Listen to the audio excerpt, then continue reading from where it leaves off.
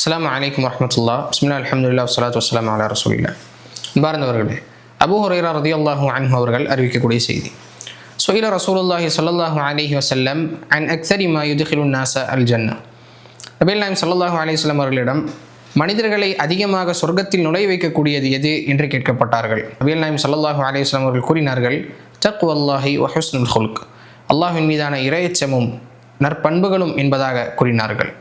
வசுஇல an அக்ஸரி மா யுத்கிலுன் நாஸ அன்னார். மேலும் நபிகள் நாயகம் ஸல்லல்லாஹு அலைஹி வஸல்லம் அவர்கள் மனிதர்களை அதிகமாக நரகத்தில் நுழைய வைக்கக்கூடியது எது என்று கேட்கப்பட்டார்கள். அப்போது கூறினார்கள், அல் ஃபமு வல் ஃபர்ஜ், மனிதனுடைய வாயும் அவனுடைய மர்ம உறுப்பும் என்பதாக நபிகள் நாயகம் ஸல்லல்லாஹு அலைஹி வஸல்லம் அவர்கள் கூறினார்கள். அன்பார்ந்தவர்களே, நம்மை சொர்க்கத்தில் நுழைய வைக்கக்கூடிய செயல்களை முடிந்த அளவு நாம் கடைபிடிக்க வேண்டும். அதே போன்று நம்மை நரகத்தில் நுழைய வைக்கக்கூடிய செயல்களை விட்டும் முற்றிலுமாக நாம் விலகி இருக்க வேண்டும். அதற்குண்டான பாக்கியத்தை அல்லாஹ் சுப்ஹானஹு வ தஆலா எனக்கும் உங்களுக்கும் வழங்கி அருள் புரிவானாக. அஸ்ஸலாமு அலைக்கும் வரஹ்மத்துல்லாஹி வபரகாத்துஹு.